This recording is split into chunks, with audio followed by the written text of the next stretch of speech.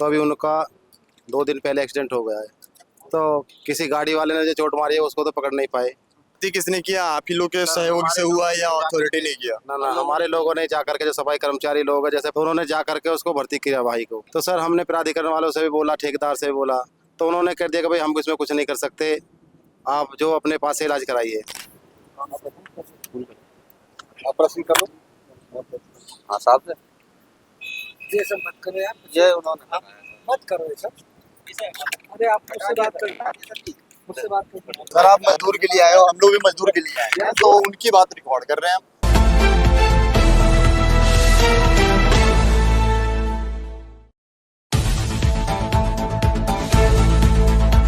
नमस्कार, आप देख रहे हैं नेक्स्ट जन ब्रॉडकास्ट में हूं आपके साथ शुभम उपाध्याय। अभी हमारी मौजूदगी उत्तर प्रदेश के ग्रेटर नोएडा में है और मेरे पीछे जो बिल्डिंग है वो ग्रेटर नोएडा का अथॉरिटी का ऑफिस है, जिसको ग्रीनो के नाम से भी जानते हैं। और यहाँ पे जब हमारी नज़र यहाँ पे जा रहा था मैं ऑफिस, तो नज़र पड़ी कि आप एक बार कैमरा रोल करके दिखाइए कि कम से कम 150 से 200 लोग यहाँ पे हैं, पुलिस की मौजूदगी भी है।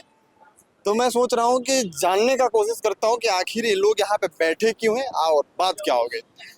आप लोग शांतिपूर्ण बैठे हैं और पुलिस का भी यहाँ पे जमावड़ा है, तो आखिर में बात क्या होगी कि आप लोग अथॉरिटी के सामने बैठे हुए हैं? सर नमस्कार, मैं मनोज कुमार भगवाना हूँ, ग्रेटर नोएडा में ही कार्य करता हूँ। करीबन 20-21 साल मुझे यहाँ पे कार्य करते हुए हो गए हैं।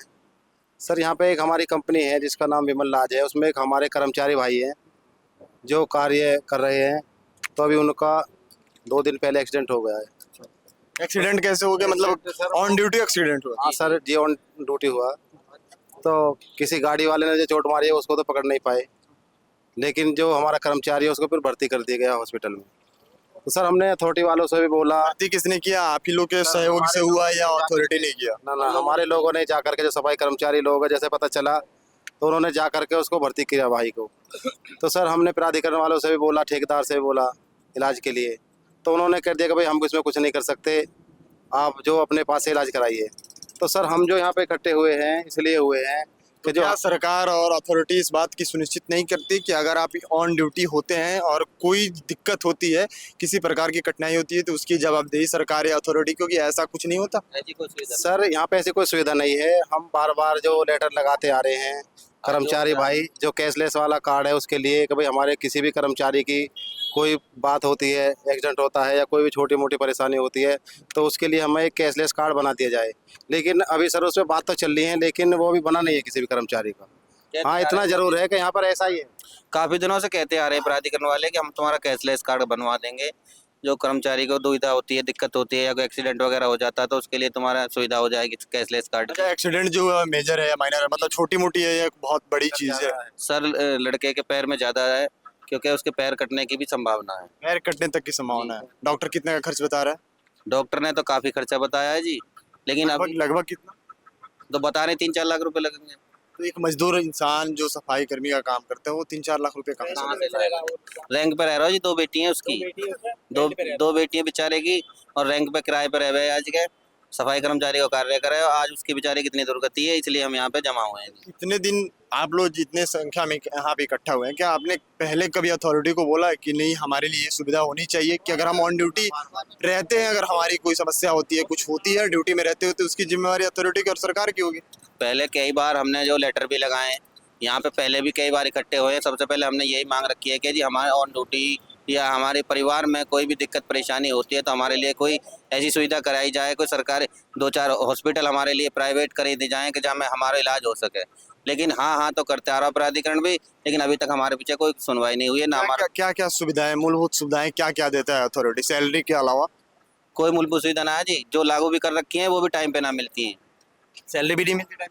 सैलरी अब आए के थोड़े बहुत टाइम पे देने लगे, लेकिन वो भी टाइम पे ना देते हैं लोग। कुछ टेंडर हमारे बीच में अब भी ऐसे 20-20, 25-25 तारीख हो जाती है, कोई सैलरी की सुनवाई नहीं होती। अब समझिए कि यहाँ पे अथॉरिटी में लोग सफाई कर्मी का काम करते हैं, मुश्किल से 18 से 20 हज़ार इनकी सैलरी होगी, और ऑन ड्यूटी रहते हुए अगर एक्सीडेंट होती है, कोई चीज़ हो जाती है, तो इसकी जवाबदेही कौन होगा? अथॉरिटी के सामने इतनी संख्या में इकट्ठा हुए हैं और अथॉरिटी इनकी क्या समस्या सुनती है, क्योंकि ये लोग 2 दिन से जो बच्चा हॉस्पिटल में एडमिट है उसकी अथॉरिटी नहीं सुन रही है। मजबूर में लोग यहाँ पे इकट्ठा हुए हैं और लोग हैं, इनसे हम बात करने की कोशिश करते हैं। कुछ अम्मा और बहन हैं। आप लोग यहाँ पे क्यों बैठे हैं? हम तो ऐसे बैठे हुए हैं, उसके लिए उसको कुछ मिले न्याय। आप लोग भी यहाँ अथॉरिटी में सफाई का ही काम करते हैं, हाँ, तो क्या अथॉरिटी से उम्मीद है कि अथॉरिटी आप लोग का सुनेगा? बैठे हैं भैया, उम्मीद के लिए ही बैठे हैं। ऐसा तो कुछ हमारी सुनते कहाँ है। कितनी की सैलरी है आप लोगों की, महीने कितनी की मिलती है? 17,000 मिल रहे हैं। तो 17,000 में अगर ऐसे एक्सीडेंट हो जाता है या कोई बीमारी हो जाती है, ऑन ड्यूटी रहते हो, तो कैसे आप लोग गुजारा कर पाते ये हमारे लिए कुछ नहीं करते, ये हमें अपने पास से करना होता है जो कुछ करते हैं। ये हमारे लिए कुछ नहीं। वो बेचारे उनके पैर कट गए हैं, उनकी भी सुनवाई होगी या नहीं होगी अभी कुछ नहीं कह सकते। हैं?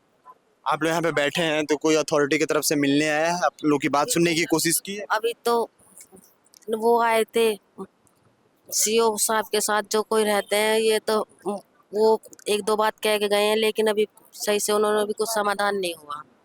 क्या उम्मीद है कि समाधान हो पाएगा जिसके लिए आप लोग बैठे हैं काम धाम छोड़ के? हो सकता है कि आपकी आज की सैलरी भी कट जाए, काम पे आप लोग नहीं गए, ऐसा भी होता है? ऐसा भी होता है कि हम काम पे नहीं जा पाते हैं तो हमारी सैलरी भी कट जाती है। क्या लगता है जिस काम के लिए आप लोग बैठे हैं उसका समाधान हो पाएगा? क्या लगता है कि अथॉरिटी आप लोग की सुनेगी?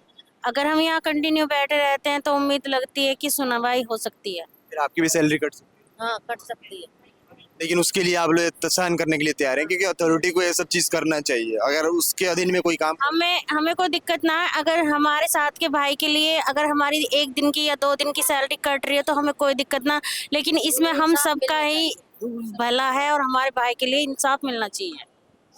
बताइए, अथॉरिटी वालों को ये सुनना चाहिए कि यहाँ पे जो लोग भी बैठे हुए हैं पूरे ग्रेटर नोएडा के सफाई कर्मी हैं और ये लोग इन्हीं के लिए काम करते हैं। तो ये लोग चाहते हैं कि जो भी चीज़ हो रही है, ऑन ड्यूटी रहते हुए जो भी चीज़ हो रही है, उसका समाधान अथॉरिटी के द्वारा किया जाए और ये जिस चीज़ के लिए बैठे हैं उनको उस चीज़ का समाधान दिया जाए। देखिए, कम से कम यहाँ पे 200 से 300 लोग हैं। बगल में आप रोल करके दिखाएंगे तो पुलिस भी है और पुलिस के लोग भी हैं, ताकि यहाँ पे कुछ ना हो जाए, इसलिए यहाँ पे सारे लोग बैठे हुए हैं। बाकी ये लोग शांतिपूर्ण तरीके से बैठे हैं। उम्मीद करते हैं कि अथॉरिटी के लोग आएंगे और अथॉरिटी के लोग इनसे बात करेंगे और इनकी जो समस्याएं हैं उनको सुना जाएगा और इनका समाधान करा जाएगा। बाकी आप देख रहे थे नेक्स्ट जन ब्रॉडकास्ट, मैं आपके साथ शुभम उपाध्याय। बहुत बहुत धन्यवाद आपका।